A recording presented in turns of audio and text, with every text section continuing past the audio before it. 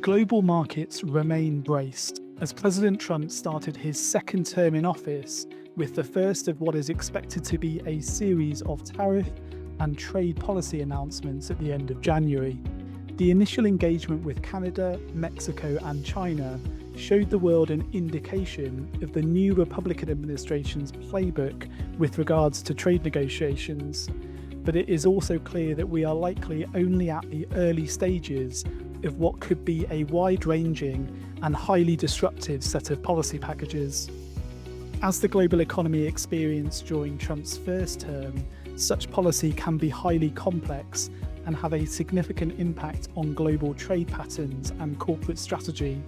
It was this period which energised the trend towards diversifying supply chains and nearshoring, which was ignited further following the pandemic. In this week's episode, we feature a discussion we had with Emily Fletcher, portfolio manager within the Global Emerging Markets Equities team at BlackRock and the co-manager of the London-listed BlackRock Frontiers Investment Trust. As we discussed with Emily, the investable universe for her strategy, which invests in economies beneath both the developed markets of the world, but also excludes the largest 7 countries in a typical emerging markets universe, includes several economies with highly compelling domestic markets, but many of which also sit in an interesting middle ground, not wedded to the large neighbouring powers to the east and west, which seem likely to be battling a tug of war over the coming years. Welcome to the Investor Insights podcast, hosted by Killik Co. My name is Gordon Smith, and in each episode, I'll be interviewing portfolio managers from across the investment industry to gain from their expertise in the specialist areas in which they invest, and to question them on topical issues. You can access the full series of interviews via the playlist on the Killik Co YouTube channel, or by searching for Killik Co's Investor Insights on Spotify, where you can subscribe and be notified of future episodes. We hope you're enjoying the discussion so far, and you can get in contact with us about any of the topics discussed via the email address investorinsights@killik.com. Killik Co is an independently owned wealth manager which opened its first office in 1989 and provides services to help families save, plan, and invest. And you can find more details on the unique ways in which we do that at our website, killik.com. In this week's episode, which we recorded in December, we were joined by Emily Fletcher, who's a portfolio manager on the Global Emerging Markets Equities team within BlackRock's Fundamental Equity Group, a team she joined in 2008. Emily is responsible for co-managing the London-listed BlackRock Frontiers Investment Trust, ticker BRFI, as well as the Emerging Frontier Hedge Funds, amongst other emerging market strategies, alongside the team head, Sam Vecht. We view the closed-end fund structure as the only really suitable method of gaining exposure to such a strategy focused on those less mature frontier markets, which can be subject to periods of illiquidity and heightened volatility. The largely fixed pool of an investment trust enables the team to take a long-term approach with the portfolio, unimpacted by daily in- and outflows associated with an open-ended fund, but also to be nimble and maneuver the portfolio when needed. The fact that the team also manage a hedge fund is noteworthy in my view. Whilst, to be clear, the investment trust is largely a long-only portfolio, only using some hedging techniques in a limited manner, the fact that the team run a hedge fund strategy alongside the trust, with the ability to position both long and short, evidences the fact that the team have to have a strategic, active mindset, useful to have within frontier markets, which can be buffeted around by macro factors, an approach which we discuss in more detail later with Emily. BRFI published its annual results in December, and the board reiterated the commitment to formulate and submit proposals to offer shareholders the opportunity to realise the value of their shares at the applicable net asset value less costs. This feature was introduced when the company launched in late 2010 and is offered at 5 yearly intervals, with the next such opportunity occurring in early 2026. This opportunity to elect to tender shares in around 12 months' time adds in added attraction and should support the shares, which currently trade on a high single-digit discount to net asset value. We recently updated our research note on the investment trust, which is also a constituent of the Global Emerging Markets investment strategy, which I'm responsible for managing on behalf of clients. And if you'd like to receive further details on either of these, please do get in touch. Emily, good afternoon. Thank you so much for sparing some time for this. How are you doing? Good afternoon, Gordon. It's great to be here. So we've got this kind of standard opening question that we've been asking everyone on the series. Actually, it's just a kind of opener to try and get a bit of an idea of how you go about your work, really. So I wondered if there was a kind of article or book recommendation that you could share, or just an anecdote from a recent meeting or a project you've been working on. Anything you can share, just to give us a bit of an insight into how you go about things. Sure, no problem. I've actually just got back from a trip. I was in Warsaw and Prague for the first 3 days of this week, so I'm literally just back in the office following that. So I was thinking probably good to share something from that. And we had a lot of interesting meetings during that time. But particularly one of the companies we met is a company actually no one on my team or platform had met before. And we discovered this company, and it's been growing about. I don't want to give you too many details because you'll know exactly what it is. It's a company that we've gone away to do due diligence on. We had a really good meeting with them. It's been around for a few years, but growing at 40%. It's trading on about 7 times PE. It looks like they're going to take what they're doing from where they're operating now and basically take it global. They've already got operations so across Europe, across Latin America, some starting to have maybe a little bit of allowing people to go, use their business to go into the US as well, and something that we just never heard of. But the best bit about the meeting is, I guess you might know or may discover in the next half hour, that I talk really quickly, and the CEO we were meeting at this company talks so fast that even I couldn't keep up with what he was saying. Um, so yeah, maybe that's not giving you perhaps sort of too enough of the flavor of the meeting as maybe you want to hear. But just to say, it's really interesting that even in smaller market fund like we have here, in a smaller universe, a lot of smaller countries, we still go on the road and find new names. That doesn't happen that often. But it's really interesting when you do. So in terms of process, a lot of time traveling on the ground, meeting companies, meeting management teams, doing a lot of detailed modeling, a lot of research behind the scenes, but then going out and checking those assumptions, and really finding some gems occasionally when you do. Yeah, good stuff. Yeah, no, it always comes across how kind of travel is kind of a big part of things. Whenever we kind of meet you guys, you always come back from somewhere. It says, hopefully we'll have a bit of time to maybe go and talk about some more of those research trips. I know you don't just talk to companies; it's also other stakeholders. So hopefully we'll have some time to talk through that as well. But I thought, just to kind of frame the discussion a bit, whether I could just ask you to kind of summarize the investment universe for the BRFI strategy, because obviously it is frontier plus a few of those kind of smaller emerging. Could I ask you just to kind of talk through how you define that and the kind of rationale behind that? Of course. So yeah, our investment universe is huge. Actually, it's really what we do is we take out the developed market, and then we take out the top 7 largest emerging market, and then we can invest in anything else. So the top 7 emerging markets would be China, Taiwan, Korea, India, South Africa, Brazil, and Mexico.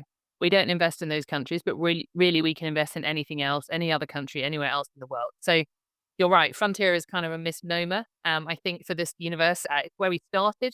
But I think, in the way that index classification has evolved and the way the markets are involved, it really sums up, I think, an image of, poor, fast-growing countries. And that's a portion of what we do. But yeah, I think you have to remember that we also have Qatar, for example, in our universe, where the GDP per capita is probably the highest in the world. And then we have some of the more developed countries. So a Thailand of this world, much more sort of developed, advanced nation. Chile, for example, really developed, advanced nation. But the way the classification is we're looking at the countries which we think are basically ignored by the majority of people. So EM has much less attention than developed markets. Within EM, I think people spend 90% of their time looking at those top 7 markets that I talked about. And then really your big international investors, I think, spend very little time looking at the rest of the world, which is at least sort of 50% of your population, or probably a bit less that, sorry, 30% of your population, and it's probably got sort of 0.3% of global market cap invested there, or global funds invested there. So we think really overlooked and really interesting. Yeah, very under researched. Yeah, and I think it's perhaps worth pointing out at the outset that this is very much a kind of active approach. So there'll be areas of this universe which you completely avoid, and others where you have kind of greater concentration. I think I hope we'll probably come back into kind of how varied this universe is, maybe with a later question as well. And but it's quite well flagged that this is going to be the kind of year of the election. We've had kind of lots of them, some political change directly in your universe, but I guess the kind of the one that's taken the headlines has been the US. And I just wondered if I could ask you to kind of talk us through how you're thinking about things with the kind of rhetoric that's coming out of the new US administration, whether it be kind of trade policy or protectionism. How are you kind of thinking about things? You've obviously got a variety of economies which will have kind of varying exposures to some of the things going on here. But could I ask you to kind of summarize your thoughts there? I mean, I think the first thing to say is we really do have, exactly as you said, a variety of economies that have a variety, a huge range of exposures. Um, and I think for the majority of the countries where we look at, actually what's happening in country is way more dominant. So I will, of course, come on to talk a little bit about the US.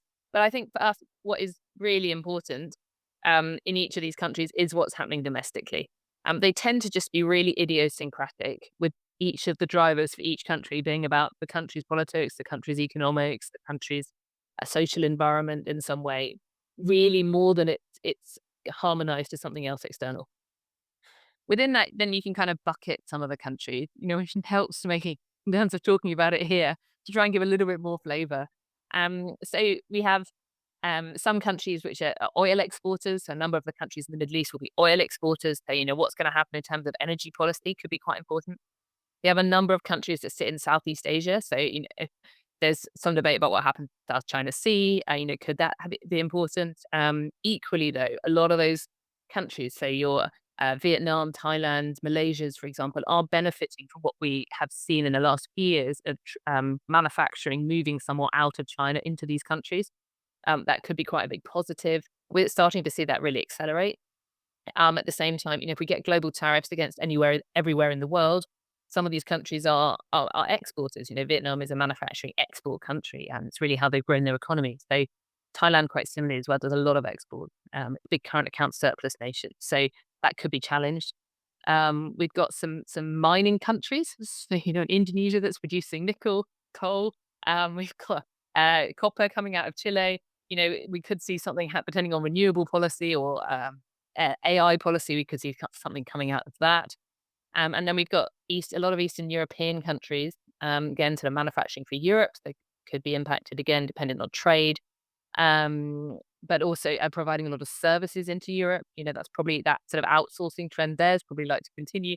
So it's really varied. One of the things we have done over the last year is moved a portion of our portfolio into smaller economies that we hadn't had it. So a year ago, I'd say we had almost zero exposure in Bangladesh, Pakistan, Egypt, Turkey, Kenya, and we now have quite sizable exposure in the majority, in I think all of those 5 or 6 countries.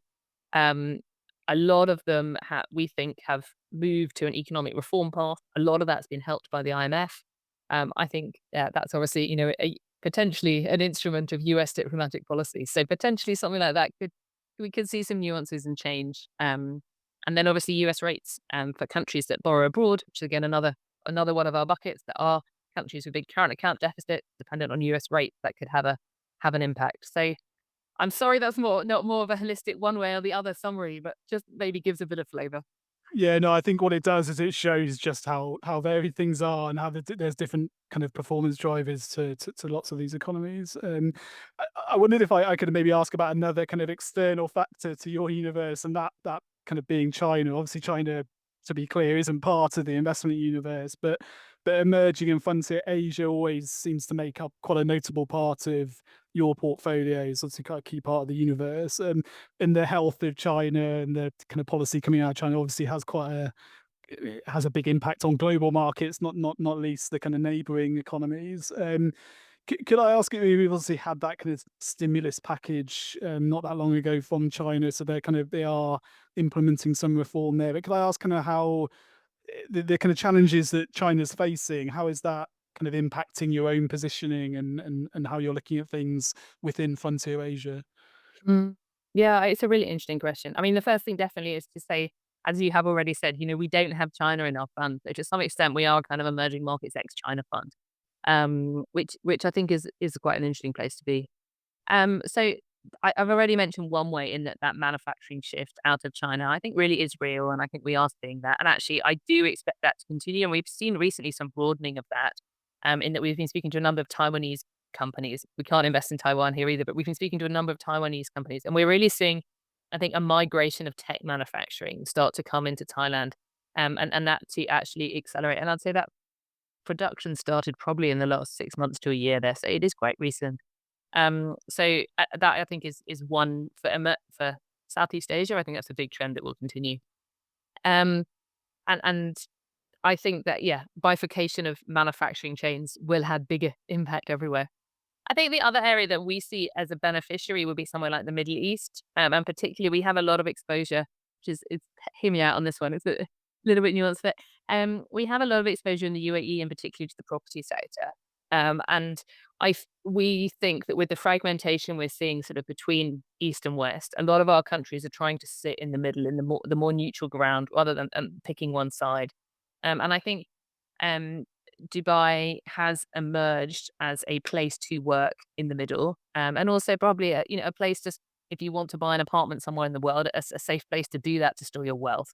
Maybe kind of a new Switzerland. It's sort of in a very colloquial way of saying it, to some extent. And it was a place that was open during COVID. Continues to be an easy place geographically, well located to work. And that's somewhere I think that's really benefiting. Um, yeah, I think in across almost all of our countries, they would be sitting in that third road, of trying to trade with both and be open and welcoming to both sides.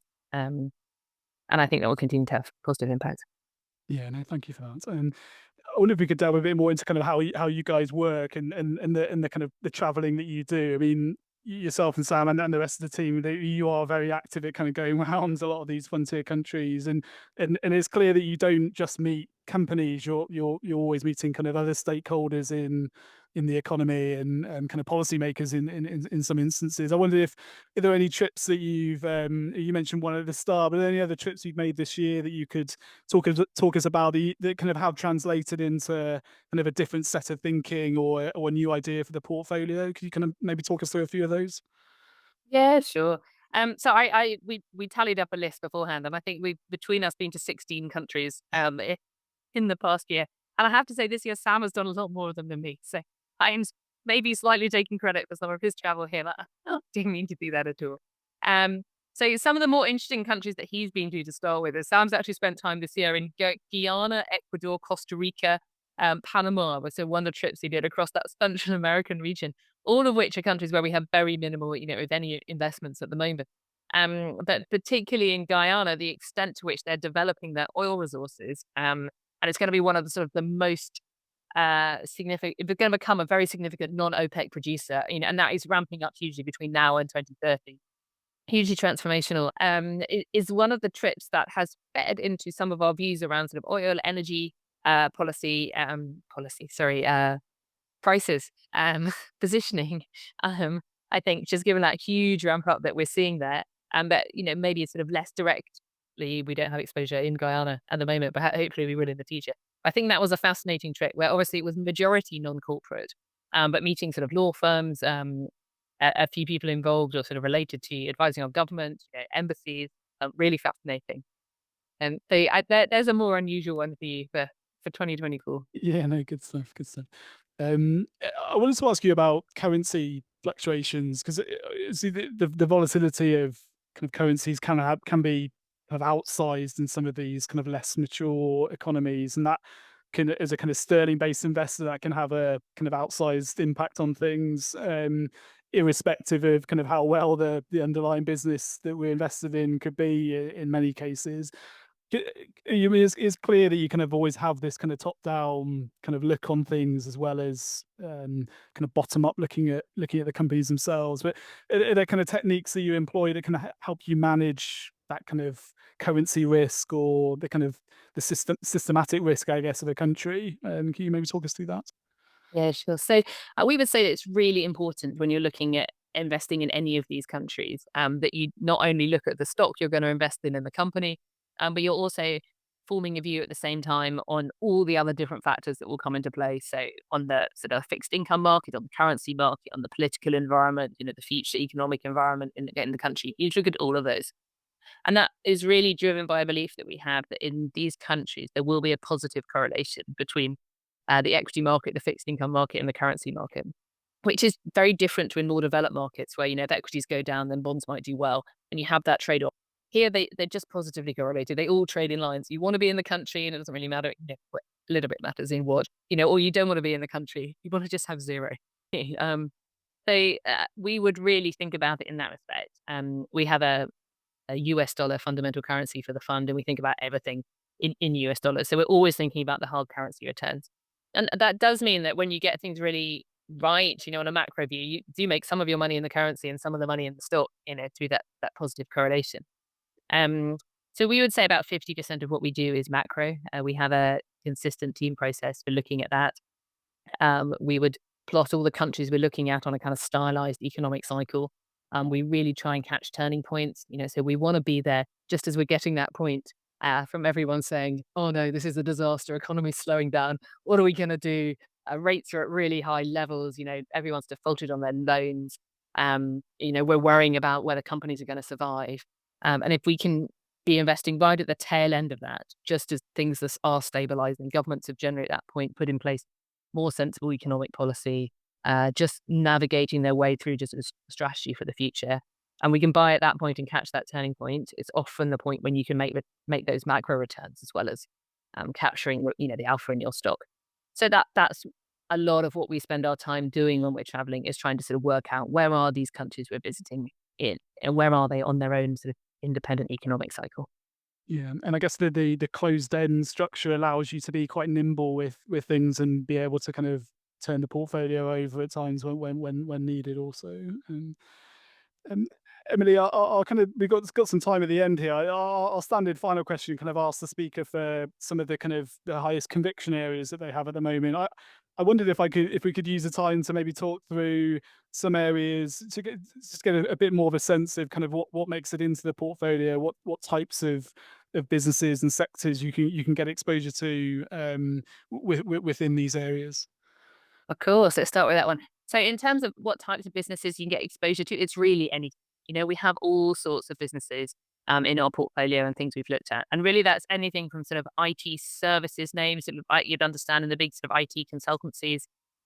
We have some smaller versions of that, but, companies that have started in country and are now doing that on a more global basis.